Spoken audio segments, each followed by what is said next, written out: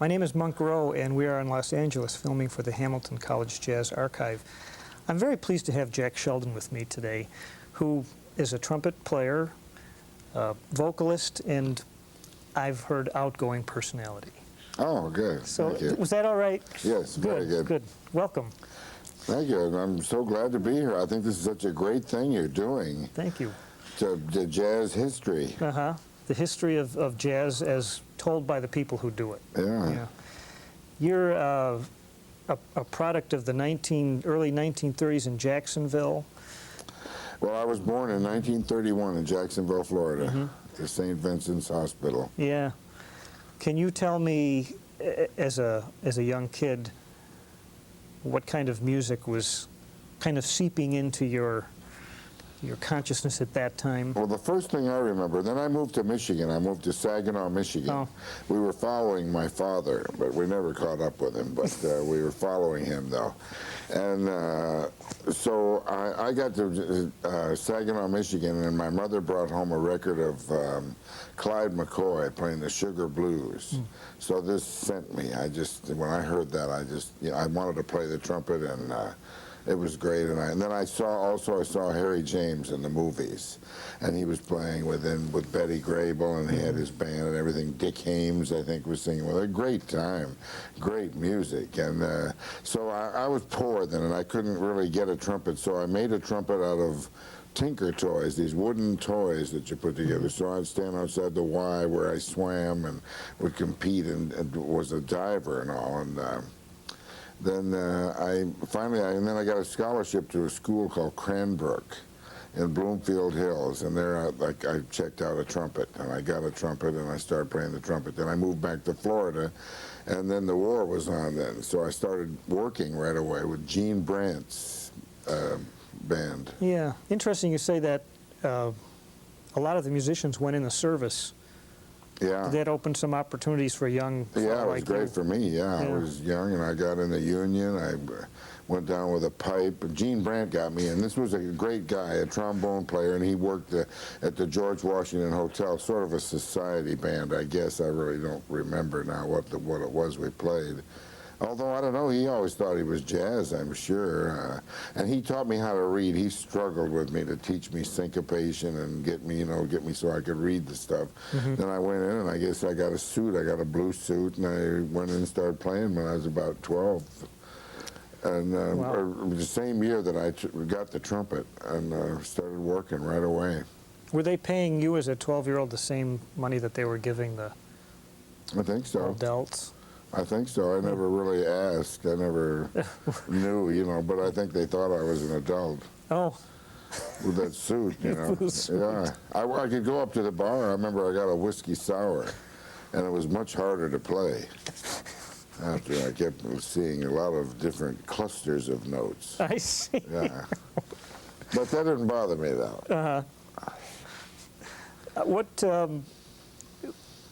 really sold you as far as being at what point in your career, as a youth, did you say, I'm going to be a musician all my life? Oh, I knew that before I got the trumpet.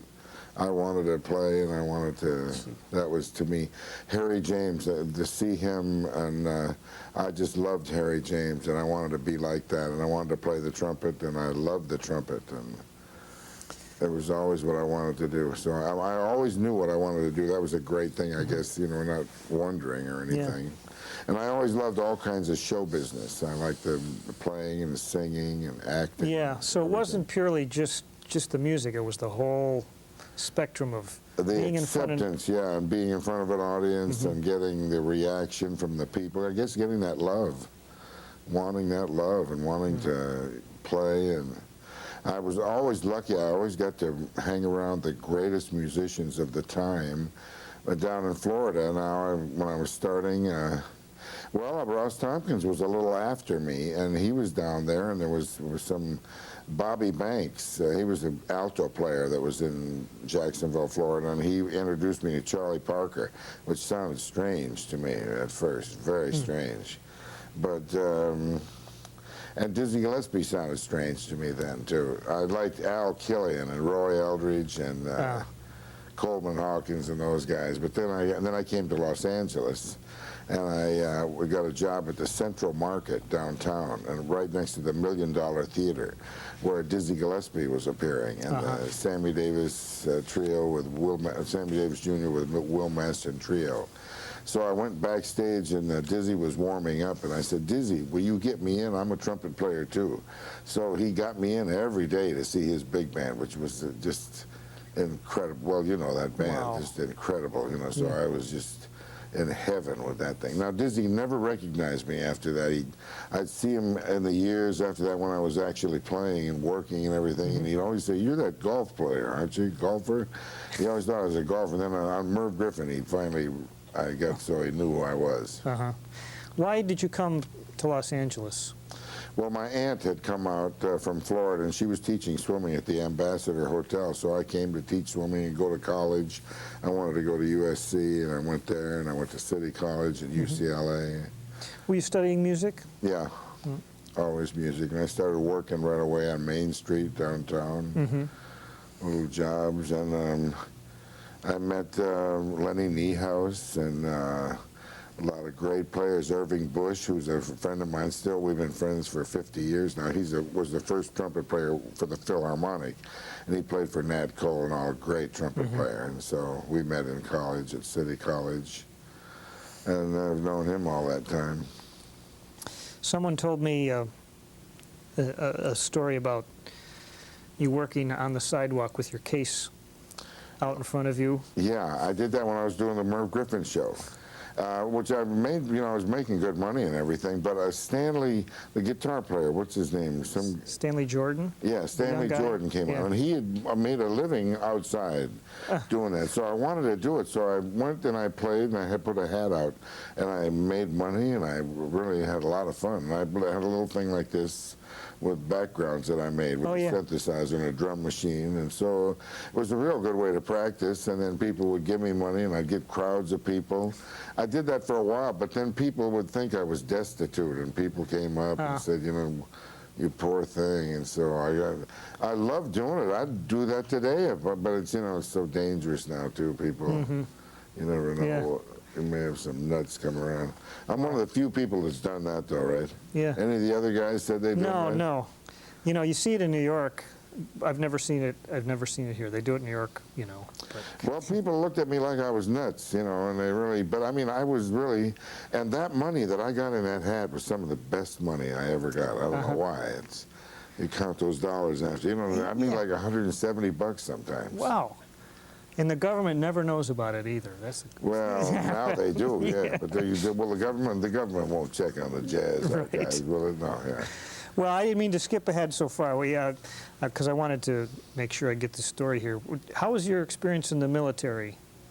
Oh, good. Okay. Well, I mean, were you in the military? No, I had a high draft number. Well, it's strange, you know. There's guys in there that make a career of the military, and they're great guys. They're not like me, though, at all. And then it was, but I had fun. All we did was play. So I was in the 503rd Air Force Band. First, I was a permanent party at Lackland Air Force Base, which is a boot camp where everybody goes to become a soldier. And this was never successful with me. I got in there, and I went to the boot camp, and I got in places where I could play, and so I didn't have to do everything that they, you know, wash the dishes and everything. This KP, this was no joke.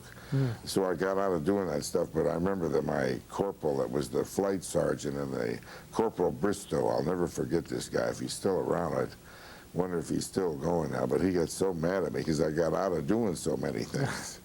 And so I, you know, and I just kept playing, and it was great in a way, you know, but except I wanted to be out.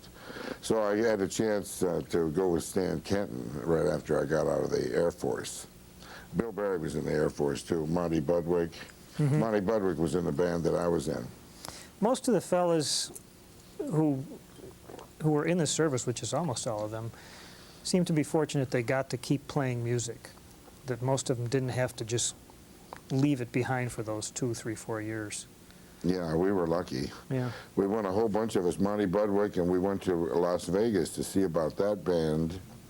But then I wanted to be at Edwards Air Force Base, which is only 100 miles. I went home every night to L.A. Oh. And we'd play and all, and I'd go back in the morning. So it was not bad for me. Yeah. Was the Kenton band a band that you had aspired to be in, or was it just an opportunity? Well, I aspired to be in any band. You know, Stan Kenton was great. I would have played with anybody. I mean, I tried to get in Chuck Cabot's band. Have you ever heard No, of it's him? not He a had name I know. a Mickey Mouse band. Oh. Real good one, though, but I couldn't read good enough, so I couldn't get in that. So they sent for me, some guy had fainted or something, I don't know, but I went and joined for Bud Billings, and then so I joined him in Philadelphia. And it was great playing with Stan Kenton. I love a huge sounding band. I guess. Yeah, that was a lot of fun. And but I didn't like the road, though. That was the main time I went on the road. And I went on the bus, and I couldn't sleep sitting up. I used to sleep on the back, laying down on the aisle, and right over the motor, so I'd get the fumes. A couple of days, I didn't know what town I was in. Oh, God. But so I only played with him for 4 months, and then I would work with him when he came to town. Yeah. And then I went with Mel Torme to Las Vegas, and we were working, and then Benny Goodman called me. Russ Freeman got me the job with Benny Goodman, and we went to Europe, and I liked Benny Goodman. Everything was first class with Benny Goodman. We went, always stayed, we made a lot of money. He paid the best of anybody, and not too many people like Benny, though. Yeah, you're always hearing, most people will not badmouth him. You know, but they say, "Oh, that Benny, you know, he had his way about him." But Well, I loved him. along Yeah, with I really loved him. He was like my father. He was really good to me. But he could be difficult too, though. I mean, he gave me a hard time for months, and he would just stop and he'd say, "Jack, sing it out, play." And he didn't know exactly, and I tried to play like Harry James or different guys that had played with him, you know, and could never get him. Finally, we were doing a record date, and he stopped the band. He said, "Who invented that style you're playing?" And I said, "I did. You like it?" And then everybody laughed, and then he wouldn't pick on me anymore. He started picking on Herbie Green then. I mean, it didn't matter how good a guy played. Oh, that's interesting, because I heard a similar story that someone came back with something just like that, and then he was off his case. You know, as soon as you kind of one-upped him, he'd go to somebody else. Yeah, and then I loved him, and then he was great to me. You know, he was really. I would go, and he'd. One time he had a party with the mayor and everybody, and it's sort of in my honor in New York when I was with Merv, and I got him and. Who's that great drummer? Buddy Rich. Got him, and they did the show, did Merv's show, and I'd always handle Benny when he was on Merv's show. Yeah. And yeah, so we had some great times. I love Benny Goodman. So, but the Kenton thing kind of made you decide that I'm not going to seek out bands that do the road thing so much. No, yeah, I want to stay in town, and I always taught swimming at my mother's swim school, which, you know, so I teach in the daytime and I work at night. I see. And then I started recording a lot, and I worked a lot with Dave Pell and his octet, and we worked a lot of jobs, and I didn't have time to teach swimming anymore, so I did a lot of record dates. We did a lot of record dates in the 50s with Marty Page and Hank Mancini, and Bill Holman, and a lot of those people. It's really a word-of-mouth thing, isn't it? In when you move into an area like L.A., that you make a good impression on a few people, and I mean, yeah, I guess so. You know, it's just like you were, and then you have a certain time you do that. Like Pete Candoli, who you just talked to, he did everything for a while, and now it's Rick Baptist is doing everything, and Warren Looning and. Guy that plays with my big band, Wayne Bergeron. He's doing a lot of stuff. It's a different cycles, you know, and certain guys do it. Before that, it was Joe and Ray Triscari did everything in town. And there's a few guys, I don't know, maybe about 50 guys that do everything. And did you consider yourself a lead player, a hot player? Always jazz. Yeah, I played always jazz. jazz. I always wanted to play solos and Yeah. be standing out in front of the band. Yeah. And I never wanted to read it. I didn't want to do that work of playing lead. That's hard work. How about the vocals? When did you? Benny Goodman let me start singing. But Stan Kenton wouldn't let me sing because he thought I would say something off color. So he would watch me closely. Well, I can't imagine you saying anything off color. Come on. I can't either, but I mean, Stan was worried that I might. I don't know where he got that idea, but Benny, you know, Benny didn't care. And Benny was, I took Benny Goodman to see Lenny Bruce one time. And I said, what did you think, Benny? And he said, he's skating on thin ice. Which was, Benny was a very clever guy. I love Benny Goodman. And so I forget what we were talking about. We were talking about the vocal thing. Oh, yeah, so while we were working in Atlantic City, and Flip Phillips and I wrote a song called My Baby Done Told Me, and we had a little arrangement and everything, and it was recorded on some album, with some album made in Europe when we were over there. And so I started singing with his band, and that was part of the show. Benny would have Benny was a great band leader because he'd take whatever band he had and make a show out of it. This guy would have his number, and we had Red Norvo and Jerry Dodgen and Bill Harris and Flip Phillips. So it had a lot of little stuff inside the band. We'd have a great little show. Cool. Yeah, and Benny was good at doing that. Well, I guess all the real good band leaders, like Duke Ellington, that's the way he does it too. With uses everybody to their. Yeah, he'd write to their sound and their personality and. Yeah, use everybody to thing. the hilt. Yeah, of course you have to be flexible though, because next time out you might not have the same people, and you have to have that ability to tailor the music to the players, I guess.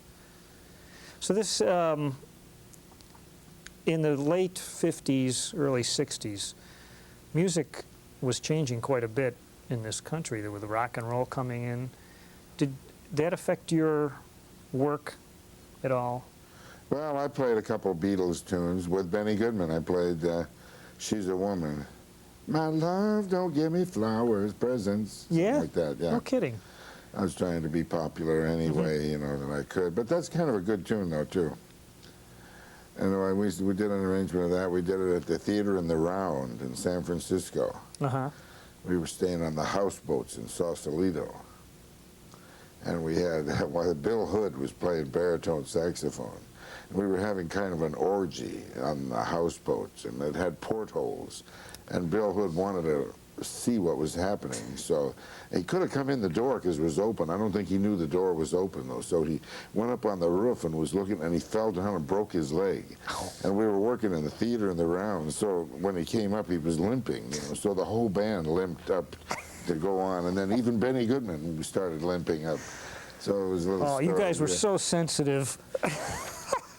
Oh, now that was when Peggy Lee was with us, and a little dancer.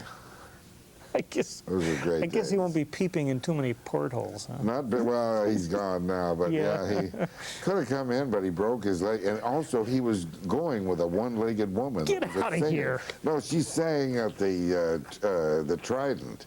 She had lost one leg, and I guess she had a wooden leg or something, or a prosthesis, but however you say it. And but she'd take that off when they were making love, and I don't know, somehow he was telling us about that. That was kind of interesting or something. Yeah, I guess. There's probably a word for it, but I'm not sure what it is. When she sang ballads, she could cry, and I guess that's why. You know, you lose your leg, it makes you sad. So she'd go into a song and just...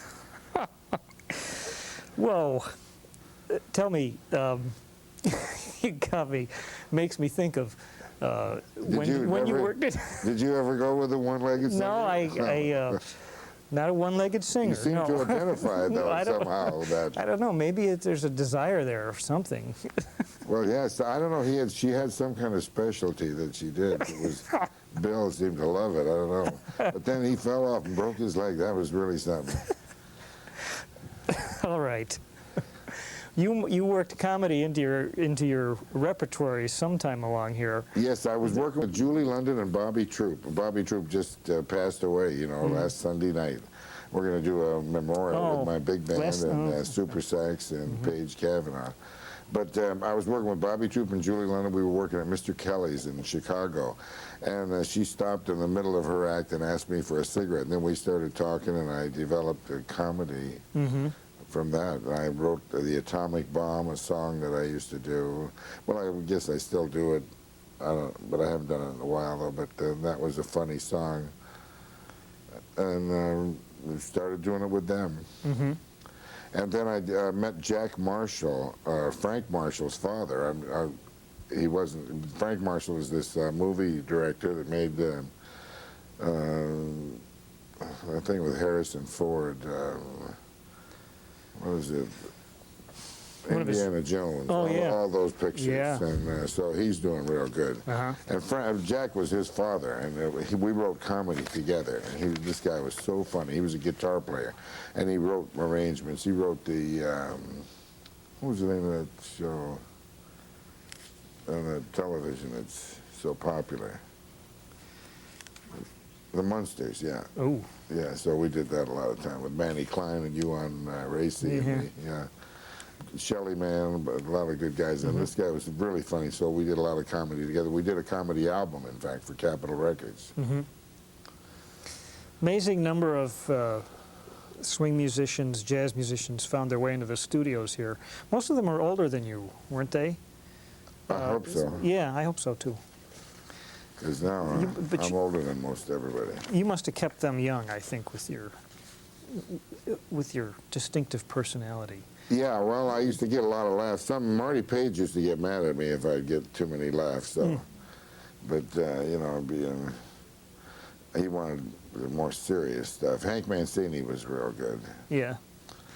One time I got late. We were doing the Pink Panther, in fact, and I was in San Francisco, and I was with Jack Marshall, and he was with some beautiful Filipino girl. I remember I overslept, and I was staying, we were staying at the Sausalito Hotel, and so I didn't get to this date, and finally I got to the date, and the contractor was Bobby Helfer, and he took me aside and he said, "This is a business, you know, what happened to you? You have to straighten up." And I said, "I was fogged in."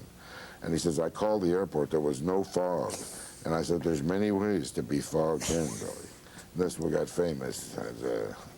Hank Mancini liked it, but he had worked around me, so he didn't, you know, didn't have to, he wasn't panicked or anything. Wow. How did your entrance into live TV come about? Well, I got a show called, I auditioned for a show. Well, first of all, I went in with Steve Allen. He gave me my first break, and I had done some material off the comedy album that I'd done for Capitol Records. And then from that, I got a show called The Nut House. And I did a routine called Hunting with a Falcon. And it's very clean and all, but there was a part in it where you join a falcon club and everybody comes up and asks you, "How's your bird?" And at this time, that was cut out of the routine because it was so suggestive of bird loving or bird fooling around with, I don't know. But that's how things progressed. Times have changed, eh? Yeah, they changed. And for the better, I think. But so, and then I went on from that to work on the Carol Williams show at CBS, and then I got my own show called Run Buddy Run, and after that I got a show with Ryan O'Neal and Lee Taylor Young called Under the Yum Yum Tree. That was for ABC, and then we did The Girl with Something Extra for NBC with Sally Field and John Davidson. And I'm doing, right now, we're doing some movies with Burt Reynolds, 3 movies, where I play, my name is Trumpet. I play a guy with a bar. So, What was the show you did where you played a trumpet player? Didn't you have a show where you played a trumpet player? Maybe I'm mistaken. Oh yeah, well that would be The Girl with Something Extra. Yeah. Yeah. And I worked in Farrah Fawcett was my girlfriend, and the girl I love, Terry Garr. Oh yeah. I'm forgetting names now. This old timer's disease is setting in. Terry Garr, I love her. Yeah, she's nice. This incredibly long list of not only people but movies and so forth. The music business requires you to really be on time and take care of business here. Is that correct? Yeah. They want to start, well, it's very expensive. Everything in the entertainment business is so expensive now. I think for a minute it costs $100,000 or something for a studio and a big orchestra, and the movies even more than that. So when you're late, it's not good. Yeah. I had to ask you about a local TV show you did with Lenny Bruce. Called And the someone Meany, was it Joe Maney. Joe Meany? Great alto player. If you've never heard of him, he was a great alto player. He finally shot himself. Oh, But, you know, that was... He went to this guy, Ray Graziano's house, and he was just getting divorced, and he was all upset, and Ray Graziano bought a .22 pistol, and he said, watch out, it's loaded, and Joe said, no, it isn't, and shot himself. Hung on for about 3 days, and then he died. Oh. But this guy, Ray Graziano, he had a Volkswagen bus, and he was turning right on the Harbor Freeway, and he turned right, and the bus made it, but he fell out the door. It was a little loaded, you know, but so I swear this is how he died. The bus made it around and he fell out. He couldn't make the turn. and someone ran over him? I don't know. What? I don't know the rest of the story, but I know he died from it, though. But I always thought, I asked his wife, was he drinking or anything? She said no. Either maybe he just forgot. He just couldn't make the turn. Maybe it was But anyway, that's the way Joe Okay. Maney. And then, but Lenny Bruce and I did this show called Stars or something. It was a guy had a show that he had a car dealership on Wilshire and Western, and it was Stairway to the Stars or Rocket to Stardom. Rocket to Stardom, Right. I think that was it. Yeah. So we went on, and at this time there was another guy, Jay Caruso, who sold cars, who had been indicted for cheating everybody or doing something terrible. So Lenny and I went on, and he was starting to sing "Without a Song," but he couldn't get the right key, you know. And he was going, without a song," and I was playing stuff in the background. And then he finally says, "Caruso is innocent," and they chased us out of this place. We ran, and we went back to Pete Jolly's house, who you just interviewed, right? Yeah. Pete Jolly. We went to his house. Stan Levy and Richie Kamuka were there. They had watched. you hid out there for a while, eh? Yeah. Jeez. Lenny Bruce must have been something to hang out with if off stage he was anything like on stage. Yeah, well, he was a lot of fun. We did have fun working with him. We worked Joe Maney and myself and Kenny Drew and Philly Joe Jones and Leroy Vinegar. We opened this club, a burlesque club called Duffy's. And we worked there with Lenny, and Lenny's wife, Honey, she sang at the time. She had stripped before, but she didn't want to strip anymore, or Lenny didn't want her to. And so we worked there, and we opened the place up, and we about 2 o'clock in the morning, everybody would be swinging. They closed the club, so one time I brought everybody home to my house. Well, this night, Yvonne DiCarlo's mother had come in there with a gigolo. With a guy with a pinstripe suit and a little mustache, black and white shoes, you know, slick hair. Looked a lot like you, in fact. And so she got up on the stage, and they were fixing the stage at the time. It had a hole in it. And she fell in this hole, and just her legs were sticking up. So I took everybody to my house, and I was married at the time. My wife woke up and kicked everybody out. And they were fighting. She was fighting with a gigolo out on the lawn, and the cops came, and they got arrested, and they were written up in Confidential magazine, which was one of the first magazines back then. I remember Robert Mitchum was in it with Lila Leeds and getting busted. Went to the road camp out in Malibu. You've led a pretty boring life, haven't you? No, I've had a great life. I really have had a great life. I got to play, when I first was, before I did anything, I played with Wardell Gray. That was one of my first jobs, so I worked all over town with him. Then Earl Bostic, I worked a lot with him. And he was a great player, kind of different than jazz, but Yeah, kind of rhythmy, bluesy huge thing. sound. Yeah, he would fill up a hall, so he was fun to play with. You must have matched up pretty well with him as far as big sound, eh? Yeah, Yeah. and well, I don't know. No, he had a bigger sound. He was really and he was just famous then too. And then I worked with Dexter Gordon, got to work with some great guys. And then Charlie Parker came out, and I got to play with him. We were playing at a place called Dingbods on Florence and Normandy, and a bass player had this little club, and so we went out there and we had the drums, and we were waiting for Russ Freeman, so I played the blues in F, and Charlie Parker played and everything, and we got through, and he said, let's wait for Russ. And so, you know, I wasn't a piano player anyway, but so and then he drank some brandy. We waited for Russ, and it was a whole different. He was different. But he was a great player, Charlie Parr. Well, you know that, yeah. Wow, did you have to keep track of him while he was out here? I didn't have to, no. Yeah. But well, he was around though, and he was. Chetty was playing with him at the Tiffany Club, and I think I was in the Air Force at the time, but I would come in every night anyway. So. And well, I think he died. He died when he was 36, didn't he? Yes, he did. Yeah, real young. Yeah, so it must not have been that long after that. No, it was right after that. Yeah. Yeah. And he was hung up, you know, with heroin. Yeah. Can you recall some of the best moments of some of this long list of live TV things? The fact that it was live, were there some hairy moments that would come up? Oh, like a Merv Griffin show? Yeah. Well, there would be just funny stuff. Yeah, I remember, and Pete Condoli, we worked together on Merv's show for like 20 years.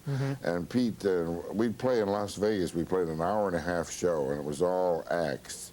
And I don't know, I'd be exhausted playing third trumpet, and Pete would always hit that high C on the theme song going out. But Pete Condoli's the one that kind of invented that thing with Woody Herman of the screaming trumpet, didn't he? Yeah. On Northwest Passage and all.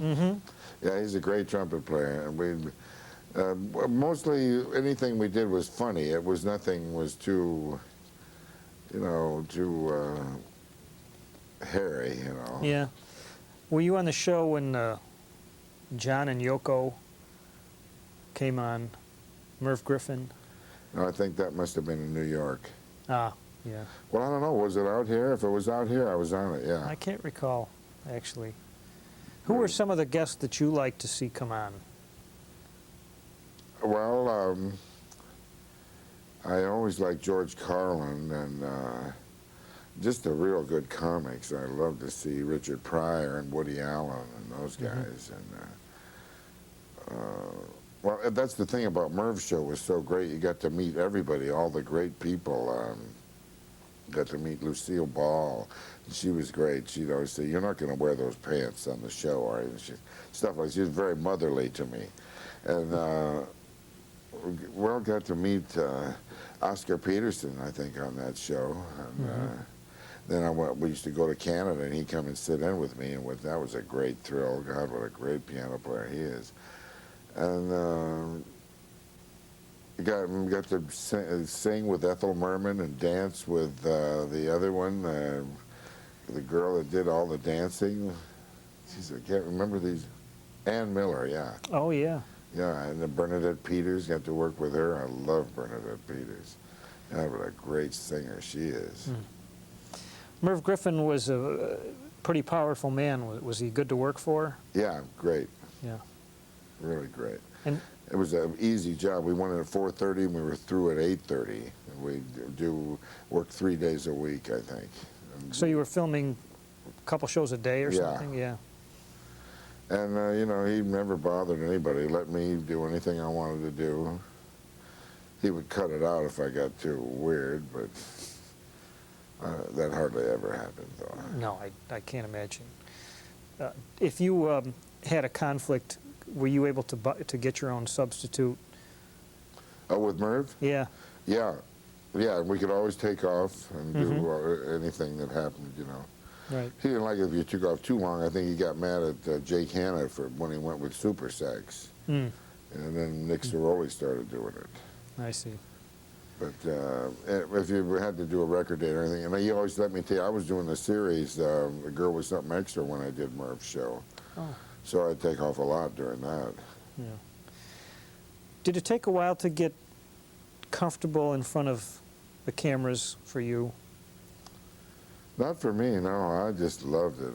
You know, I love it, and I feel better on the stage than I do anywhere else. Really, more at home and more relaxed, and just it's such fun for me. It really is fun, and the cameras being on makes it better. Yeah. Yeah. It's exciting, but mostly just fun. Let me ask you about a few of the people you've been featured soloist with. Count Basie. What was Basie like? Oh, with you? well, Count Basie, he didn't need anybody else in the world. He could just play just by himself and was marvelous. So he was just really special. I love Count Basie. I picked him one night up in San Francisco. The band was playing, and we went back over to my place in Sausalito. I got him a girl, and we listened to Lucio Gatica all night. You ever hear of him? No. Great singer from Brazil. And Count Basie had never heard of him either. Lucio Gatica, you got to hear this guy. He is really sensational. And so we were all night up with Buckwheat. Some of these guys are all dead now. Well, Basie's dead too. But so, and I had a girl drive him back, and I said, well, "Did you like it, Basie?" And he said, "Smashing." So I love Count Basie. And he sat in with Benny Goodman's band, and we never sounded so good before or after as when Count Basie played with us. Isn't that amazing? Yeah, he's got it. He just is really something. He's somehow makes everyone play better because it's not like he plays a ton all the time. Yeah, just a little bit, but it's just right. And he knows how to swing. How about working with Sammy Davis? Oh, well, now he's the best entertainer in a nightclub that I ever saw. Better than anybody. With him, I just recorded with him, but I got to see him a lot in Las Vegas when I was there with Merv. And when you see him on the stage, he never could, TV really couldn't capture him because I think he was too big for TV. And he just, he was so sensational, and he would do impersonations, and you'd think those people were there. It was like seeing a whole theater full of people. You know, he'd do Tony Bennett, and he did them so good. He'd do Humphrey Bogart and everything. And he was the best I ever saw. Wow. Have you ever had, over the years, had to change your physical approach to trumpet playing? Well, I started taking lessons about, I don't know, 10 years ago, I guess, something like that, with Yuan Racy, and he's helped me. I'm still playing about the same way that I always did, but he's helped me a lot with my range and everything. I'm still taking from him. I'll take for the rest of my life now. And I study singing with his daughter, who works with the LA Opera, Duana. So, yeah, he's changed me. He'd like to change me more, get me, you know, to hit the note right on the head instead of coming up to it. I do that a lot. I have to watch that. Do you know you're doing it? No, I mean, you know, and then he'll stop me and say, "No, hit it right on the head." I have a tendency to, I guess, the jazz or just my habit. I got getting up to the pitch. Oh. And you know, he stops me and he wants it right on the pitch, which is much more difficult for me. Yeah. It's almost like an ear thing too, isn't it? Yeah, and so you hear it first and don't. I don't know where I got in that habit, but. If you had to list a few of the trumpet players that influenced you pretty strongly in your formative years, who would they be? Well, Harry James and Roy Eldridge and Dizzy Gillespie, Miles Davis, Chet Baker, and Clifford Brown. All the giants. Yeah. In fact, I think it's in the Grove Dictionary of Jazz, they said that your playing is reminiscent of Miles Davis. Boy, that's a compliment. Yeah. Yeah. He was so great because he was so simple, and everybody could copy him because it was so easy what he played, but you know, it was so hard to think of that first. Right. Yeah, I can do that. you know, Well, you should have done it. Yeah, I wish I would have thought of that. Isn't that interesting? You know, sometimes it's not just the play; it's the thinking of it. It's not just the playing of it. Well, that's what Who's gonna was think so of it? great about Miles. He just plays melodies, and he influenced everybody to change all the trumpet players, I think. Well, Dizzy, everybody wanted to play like Dizzy, but nobody could do it. I'm still trying to play some of those Dizzy things. You know, just John Faddis can do it, but Right. that's about it. Do you get, business-wise, do you get a taste from all these movies you've played on? Yeah. Yeah, that's good. Oh, yeah, it's It's great. like unbelievably long list here. That's SAG, a great union. Uh-huh. Great union, yeah. What were some of your favorite soundtracks or writers for the movie thing? Well, Johnny Mandel, I love him. We did the Sandpiper and The Shadow of Your Smile, and I love, that's still a great score. And you did a great thing on that, too, Yeah. didn't you? Yeah. I think I influenced players in the movies, because I hear a lot of guys sound like me, which they didn't before that. You know, they didn't have, although Miles made a couple movies with Jean Moreau, The Diary of a Chambermaid, I think that he played in that, yeah, and that certainly started it out. But I loved Hank Mancini, he was great, and Marty Page I love. He was, I don't know if we ever did any movies, we did a lot of recordings together, Marty Page, and let's see. I see an amazing number of kinds of movies too. Everything from you know, Freaky Friday to Lovers and Other Strangers and The Munsters. It's must be amazing to hear yourself on TV, on the radio when these things come back, or do you forget that you've done them?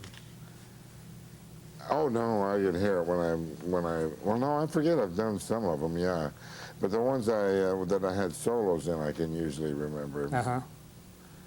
But I forget some of them, yeah, because they don't come out then for a year or so after you make them. Let me ask you about a few of the records you've played on. I'm going to work backwards here because I spotted something about The Simpsons. Oh yeah, I did that. Well, that was because of Conjunction Junction. That's something that I did that got real famous. All the Schoolhouse Rock things. Yeah, I didn't know you were on that. Well, that's I sing the Conjunction Junction, and I'm Just a Bill, and a whole bunch of those things because of Bob Duro and Dave Frischberg. They started writing them 20 years ago or so. That's great. The first one we did was Conjunction Junction. And I played the trumpet. We laid down a track first, and then I sang it. Teddy Edwards and I. That's Teddy Edwards, too? Yeah. Wow. What about, an album I like a lot with Bill Berry, Hello, Rev? Oh, yeah, I love that album. Yeah. We were live at Concord. Yeah. With the trumpet section was Cat Anderson, Gene Go, and Blue Mitchell and me. Mm. Blue Mitchell, I love Blue Mitchell. He worked with me a lot after I had him in a small band with Art Pepper and Cat Anderson and Tricky Lofton and Dave Frischberg and Nick Ceroli and Joe Mondragon and Jack Marshall. We worked in San Francisco around up there, and it was a real good little band. I played the electric organ then, and mostly, I played trumpet too, but a lot of electric organ. And now, forget what was the first part of the question. Well, I was just pointing out that album is a real hot one. Yeah, what is it? Which album? Hello, Rev. Oh, yeah. So I remember, yeah, we were in Concord, and Don Menza and Richie Kamuka, and Jack Nimitz, and Marshall Royal was playing lead alto. Lanny Morgan was playing, yeah. And Dave Frischberg and Monty Budwick and Frank Capp. So we got a hot band. Yeah. And then I had just brought a girl back from Cincinnati Sam, and I had her with me there, and she later married Dave Frischberg. They have 2 kids together now. Did she have 1 or 2 legs? 2 legs. Good. Yeah. She was a beautiful girl. And I remember, you know, she was in the audience that night, and so Dave fell immediately in love with her. And they got married. They're divorced now, but, you know, that's... That's what's keeping him in Portland. You know Dave Frischberg? I almost got an interview with him. Yeah, he's almost. He got a great mind. Funny man. Yeah. You two must be something together. That's all I can say. Well, I'm the one that started him singing with my band. Yeah. No kidding. Yeah, because he used to, you know, I always loved the way he sang, and he, so I used to always make him sing a tune, and And then now he sings every tune. Mm-hmm. Yeah, he's brilliant, really brilliant. Well, what's it like to try to put a big band together these days? Oh, it's a thrill. The musicians are so great. When I do it, I just put the rhythm section. If I got a good rhythm section, you know, I'm happy then, because then nothing much can happen. Then these kids then you get are sensational. They can read anything. They all play lead and play jazz and do everything now. It's a different world. Ah. I think now you have to do everything. You have to play lead and play jazz and play classical and play every which way, because that's what the studios want now. Yeah. They don't specialize like they used to.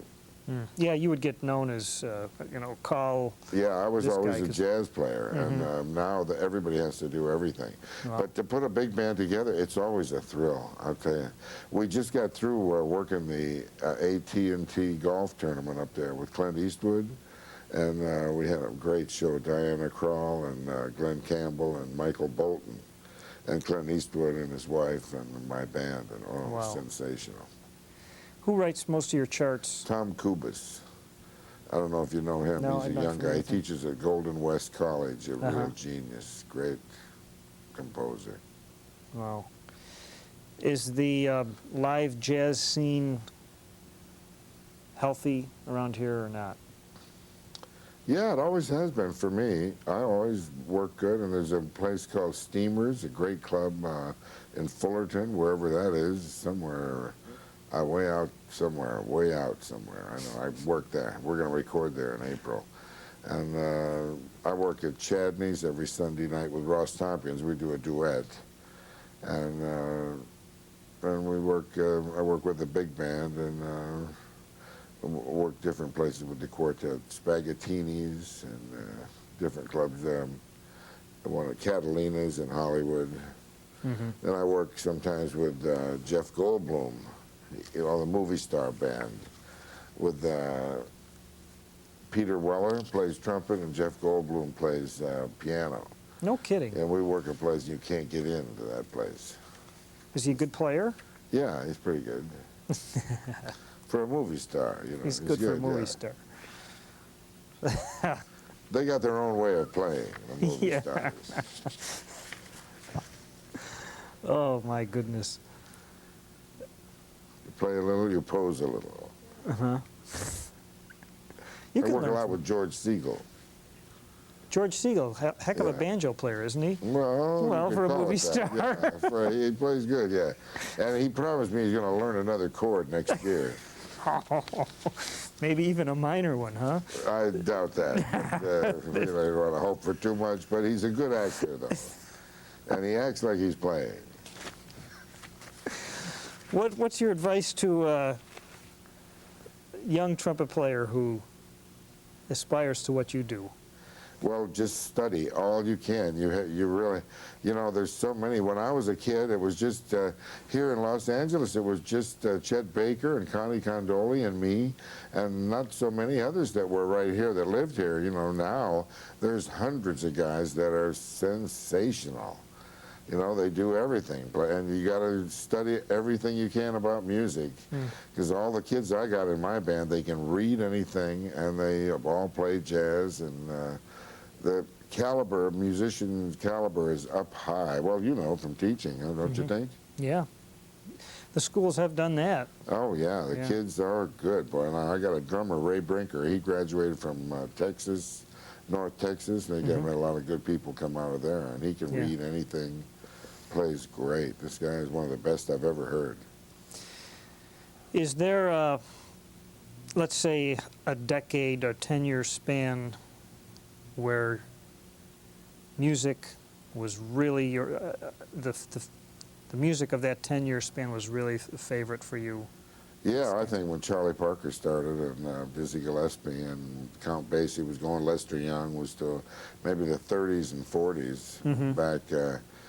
I don't know. We got well, and then Miles came along. It's all good. It keeps going. It gets going fast for me though. With you know a lot of the real modern guys are. But I guess I'm getting a little older. I love the the rhythm music, and I loved the bebop. That was so new, and I don't think they've come. Nobody has that I've heard plays much better than Charlie Parker. Yeah. But Louis Armstrong too. Nobody plays better than him. Really, if you hear the records he made, that guy. And then these new kids are. What's it, Roy Hargrove? He's great too. There's just all kinds of talent. What's the future of jazz look like for you? Great. Yeah, I think it's healthy. I've figured out if I keep improving at the rate that I am now, I don't quite have enough time to get good. But I'm working at it though. I bet if you move a few numbers around in your formula, I bet you can I'm get so good. limited. You know, I mean, I'm working at stuff now. I'm working on my tonguing and want to get stuff. You know, you're a player. You really can never get it. I never get it as good as I want it. There are certain nights where I'm real good and everything seems to work good, but most of the time it's a real struggle. Do you find it that way? I guess so. Yeah, you're sometimes always your own worst critic.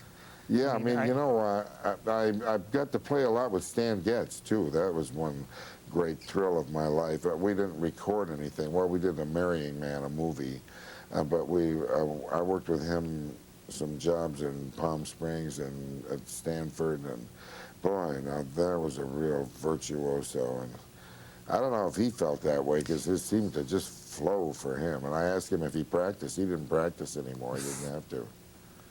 Wow. I have to practice all the time on the trumpet. Yeah.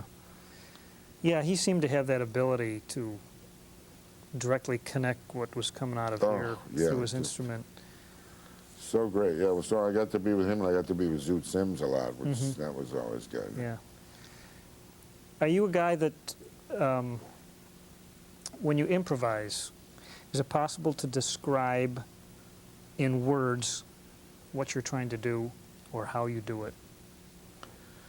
Well, I'm trying to play those chords, play interesting notes in the chords, and find my own rhythm, and I have to be really, a lot of it has to be on automatic pilot, because I can't think of it. That's why I have to practice so much, so that I get my body just kind of playing, and then I can almost listen to it myself, and things will happen, and I can direct it and everything, but a lot of it is on automatic pilot.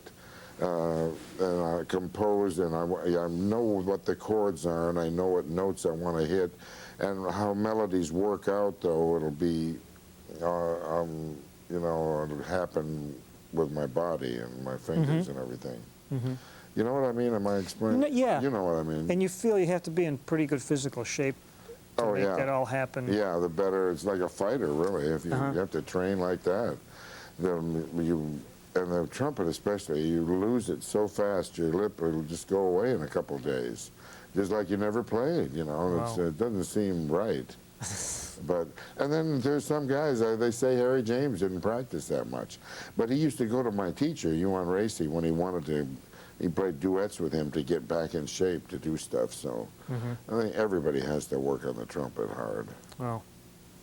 What's your dream project? If you had a project that you had a backer for in film or live music or recording, have you got something in your mind that you would just love to make happen?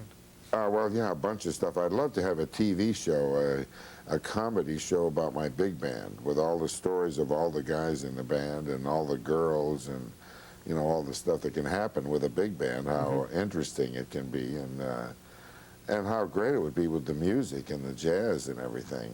Now, that's a thought. I don't know if anybody's ever even thought of that. They think of the music as, you know, it's hard to hold the people, but I don't think that's true, though. I see some old movies with Bing Crosby where they just have his face in there for 2 choruses, and I mean, it holds it, and it's just a close-up where he's singing for 2 choruses, and he sings so good.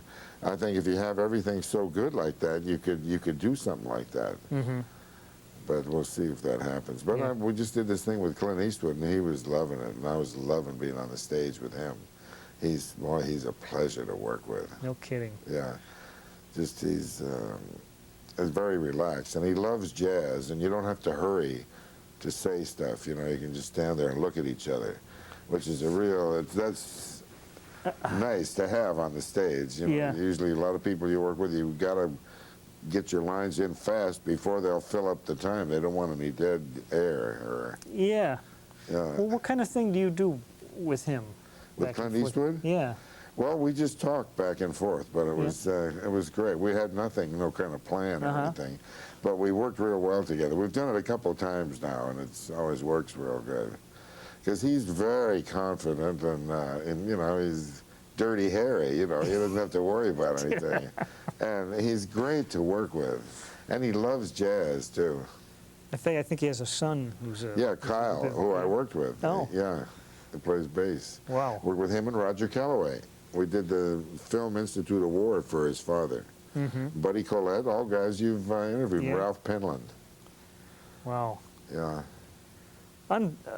Unbelievable list of people out here. Oh yeah, now we got just everybody. The competition is, well, it makes everybody play. You know, everybody is playing great. You ever get back to New York to play?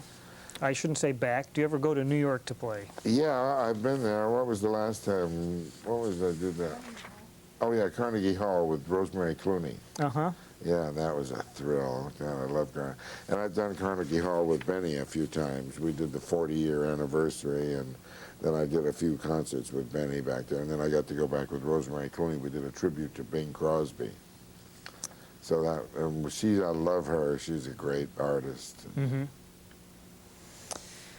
I see you've got a couple albums out with the Jack Sheldon Orchestra. Yeah. You happy? I have a new one coming out live on the Queen Mary. Ooh. So that'll be good. Yeah. Is that the one that's parked Yeah. down in Long Beach? Is Yeah, it? it's not going anywhere, but it's nice though. It's this big boat. Yeah. And we did something there with the big band. It was great. Terrific. Anything that you would like to talk about that I haven't thought to ask? The floor is open. Yeah, that's great. You Anything said that you everything. I'll be at the Hollywood Bowl on September 15th, but that won't matter in the archives. Oh, that sounds interesting. That Yeah, it's a you know, tribute to Quincy Jones and Johnny Mandel and Hank Mancini. what kind of ensemble do they put together for that? Like Will a be- studio orchestra? No, John Clayton, Jeff Hamilton Band, big jazz band. And Shirley Horn will be there, and Plaz Johnson, a great player. Yeah. And I forget who else, but other people too, so that'll be nice. Did you ever play on rock stuff? Rock, Yeah. Yeah, I've done some records, and they called me in and just had me add to it the trumpet, and Yeah. I don't know what happened with it. There's a Monkeys album. Yeah? Oh, yeah.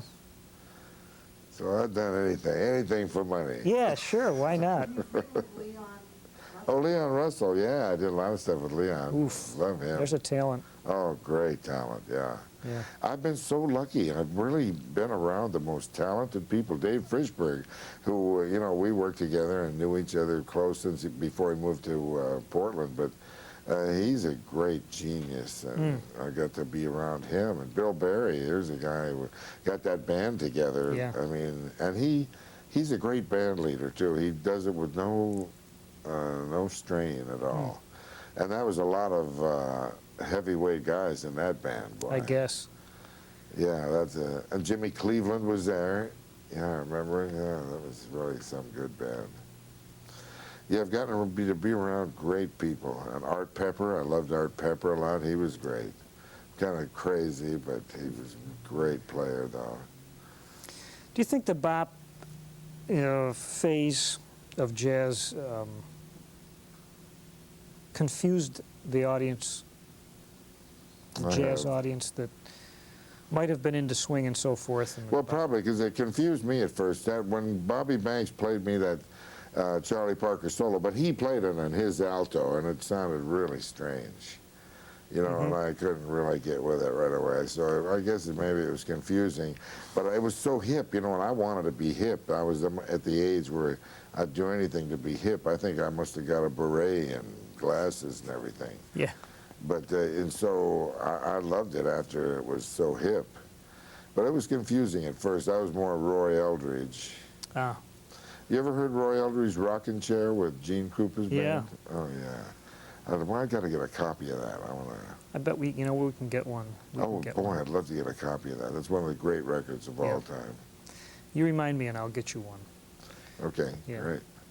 Well, this has really been just a treat. When is the next unexpected time I might hear you on television, do you suppose? I'll be on the 28th on the Burt Reynolds movie. It's called Hard Time on Ted Turner Network. TNT, yeah. Oh, you're in it? Yeah. And you play on it? Yeah. Hey, man, you got it going from both ends, don't you? Yeah, anything for a buck. But you know, Burt Reynolds is he loves jazz too. And Yeah? He's a great guy, yeah. And Charles Durning is in it, who's Uh-huh. a great actor. And it's so fun, I'll tell you. I love these people, you know. It's great to be around them. You go and you get a big trailer and you go and just sit in there and wait, and I practice and wait and go do the scene, and then everybody treats you so good. It's great. What a life. Hollywood is a great life. Yeah. Yeah, it really is. Good. Well, thank you for coming, and Okay, thank I you, most Mark. appreciate it, getting your stories, and you've added some things I haven't heard before, for sure. Okay, It's good. great. Well, thank you. Thank you.